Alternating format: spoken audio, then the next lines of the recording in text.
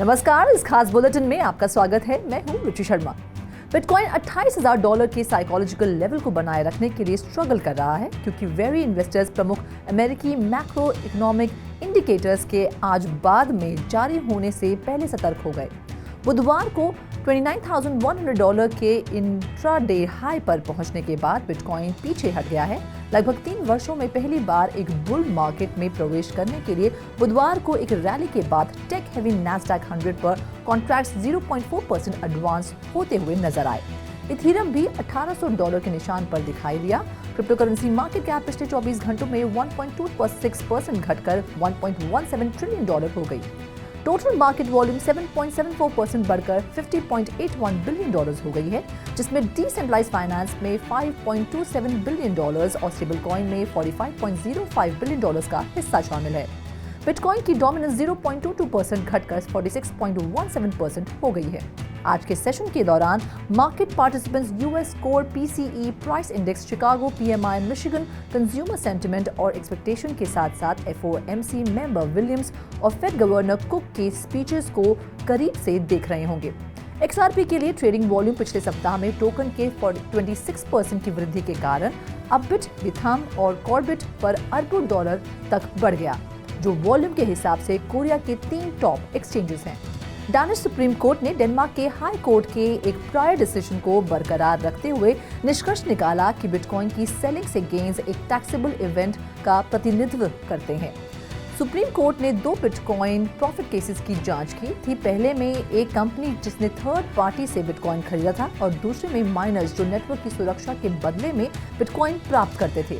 Court के अनुसार यदि वे अपने कॉइन्स बेचते हैं तो दोनों ऑर्गेनाइजेशंस को टैक्स देना होगा। कोर्ट ने निर्धारित किया कि बिटकॉइन के पहले उदाहरण में क्लाइंट्स एक्विजिशन का कैरेक्टर स्पेक्युलेटिव था। परिणाम स्वरूप डेनमार्क के स्टेट टैक्स एक्ट के अनुसार उनके द्वारा की गई कोई भी सेल्स टैक्स फ्री नहीं होनी चाहिए। माइनर्स के लिए सुप्रीम कोर्ट ने फैसला सुनाया कि माइनिंग के माध्यम से उनके बिटकॉइन एक्विजिशन से रेवेन्यू बनता है और अगर वे बेचते हैं तो उन्हें टैक्सेस को आकर्षित करना चाहिए।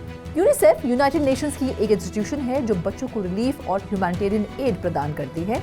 एक डिसेंट्रलाइज्ड ऑटोनोमस ऑर्गेनाइजेशन के लिए कॉन्सेप्ट का परीक्षण कर रही है। प्राइवेट प्रोप्राइटरी सॉल्यूशंस के विकल्प के रूप में digital public goods, open source software model और स्टैंडर्ड्स की कैटेगरीज हैं जिनका उपयोग कई देशों द्वारा डिजिटल इंफ्रास्ट्रक्चर को विकसित करने के लिए किया जा सकता है। अर्ली स्टेज एक्सपेरिमेंट जो लेयर 2 सॉल्यूशन पॉलीगॉन पर आधारित है का उद्देश्य डीपीजी स्टेकहोल्डर्स के लिए प्रोजेक्ट के लिए पोटेंशियल न्यू फीचर्स पर चर्चा करते हुए संवाद करना आसान बनाना है। अंतिम लक्ष्य ये होगा कि ऐसे प्रोजेक्ट्स कम्युनिटी द्वारा वोट की गई किसी भी नई सुविधा के लिए डाओ का उपयोग कर सकें। डाओ कॉन्सेप्ट ऑर्गेनाइजेशन के लिए क्रिप्टो में एक बड़े प्रयास का हिस्सा है जिसने अक्टूबर 2019 में बिटकॉइन और ईथर में डोनेशंस प्राप्त करने के लिए यूनिसेफ क्रिप्टो फंड की स्थापना की। सेनेटर एंड्रयू ब्रैग का प्रपोज्ड बिल जो बिटकॉइन ट्रेडिंग प्लेटफॉर्म के लिए एक रेगुलेटरी स्ट्रक्चर बना सकता है, ऑस्ट्रेलिया की सरकार द्वारा विचार किया जा रहा है। ब्रैग प्रॉपर लॉज बनाने के लिए पार्लियामेंट्री एक्शन की तत्काल आवश्यकता पर बल देता है क्योंकि इंडस्ट्री रेगुलेटरी एम्बिग्युइटी से निपट रहा है। लेजिस्लेशन एक्सचेंजेस, कस्टोडियन और टेथर जैसे स्टेबल कॉइन इशूअर के लिए 3 अलग-अलग लाइसेंस स्पेसिफाई करता है।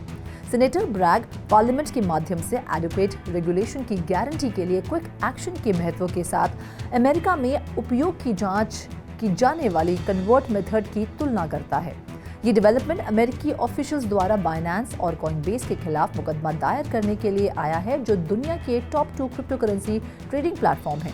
बाइनेंस दुनिया का सबसे बड़ा क्रिप्टो ट्रेडिंग प्लेटफॉर्म देश में अवैध रूप से संचालन करने और फाइनेंशियल स्टैट्यूट्स का उल्लंघन करने के लिए अमेरिकी अथॉरिटीज के मुकदमे का सामना करता है। Syndicate capital, Knights Templar capital, ज़ॉल्व पार्टनर्स, अवतार डाओ और अन्य एंजल इन्वेस्टर्स म्यूजिक के लिए एक सुपर ऐप और एनएफटी एक्सचेंज म्यूवर्स के लिए $6 मिलियन जुटाने के लिए शामिल हुए। दुनिया भर की म्यूजिक आर्टिस्ट, इन्वेस्टर्स और फैंस फ्रिक्शनलेस ट्रेड में संलग्न हो सकते हैं। म्यूवर्स प्लेटफॉर्म जो इंटरनेशनल म्यूजिक एनएफटीज के फ्री ट्रेड की अनुमति देता है। प्लेटफॉर्म यूजर्स को विभिन्न प्रकार के आकर्षक गेमिफाइड इंटरैक्शन, इन्वेस्टमेंट और रेवेन्यू सिचुएशन की पेशकश करता है।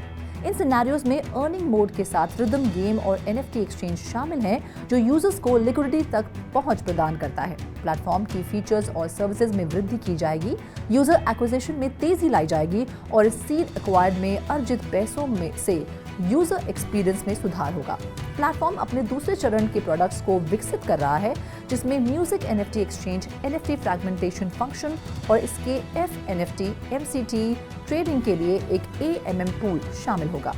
GRI PNR एक टेक्नोलॉजी कंपनी है जो table top role playing games को ब्लॉकचेन में ला रही है, जिसने 30 मार्च को play.gripnr.com पर अपने ऑन चेन प्ले प्लेटफॉर्म के ऑफिशियल लॉन्च की घोषणा की और नेक्स्ट जनरेशन को TTRPG एक्सपीरियंस को खेलने के लिए डिजाइन किया है। NFT हीरोज के साथ जो प्लेयर्स के कैरेक्टर प्रोग्रेस को ब्लॉकचेन पर लाइव करते हैं। Genesis collection character NFT mint today का ग्लिमरिंग फेज 2 तुरंत खेलने के लिए तैयार है।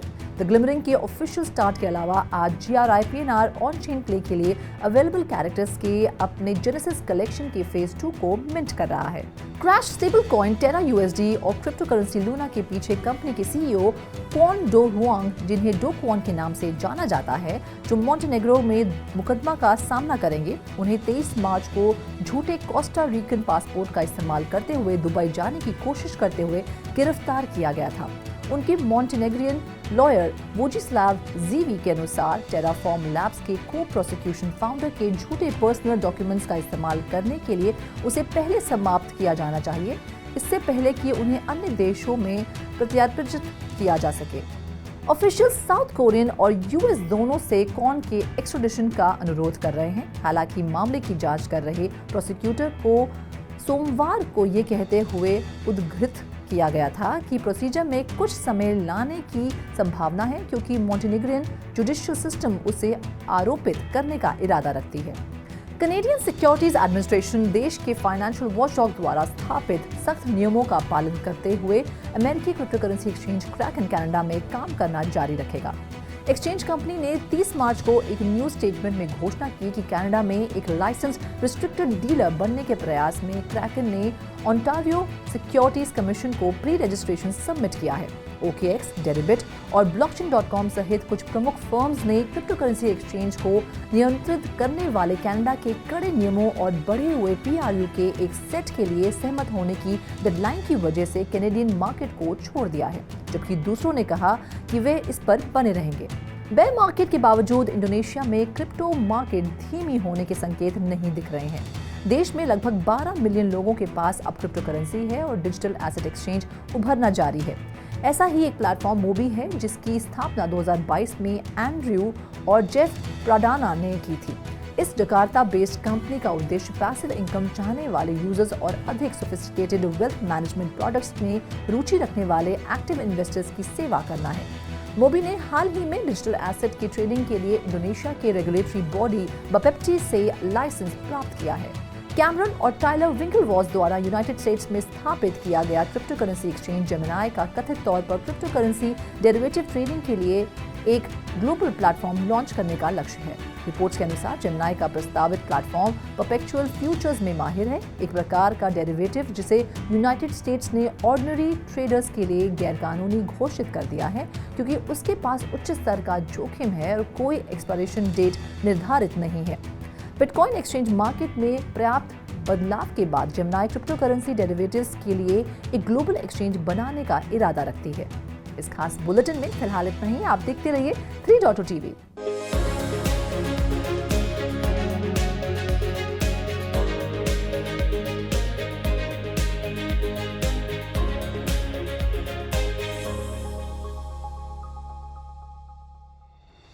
Bitcoin, the largest cryptocurrency by market value, is struggling to hold the psychological level of $28,000 as wary investors turned cautious ahead of key US macroeconomic indicators released later today. After reaching an intraday high of $29,100 on Wednesday, Bitcoin has since retreated. Contracts on the tech-heavy Nasdaq 100 advanced 0.4% after a rally on Wednesday to enter into a bull market for the first time in nearly 3 years. Ethereum, the second largest cryptocurrency by market value, is hovering at $1,800 mark. The cryptocurrency market cap has decreased by 1.26% to $1.17 trillion in the last 24 hours. Total market volume has risen 7.74% to $50.81 billion, which includes a portion of $5.27 billion in decentralized finance and $45.05 billion in stablecoins. Bitcoin's market dominance has decreased 0.22% to 46.17%. During today's session, the market participants will be closely watching the release of the US Core PCE Price Index, Chicago PMI, Michigan Consumer Sentiment and Expectations, as well as speeches from FOMC members Williams and Fed Governor Cook. Elsewhere, trading volume for XRP spiked to billions of dollars on Upbit, Bithumb and Korbit, three of Korea's top exchanges by volume, on the back of the token's 26% rise in the past week.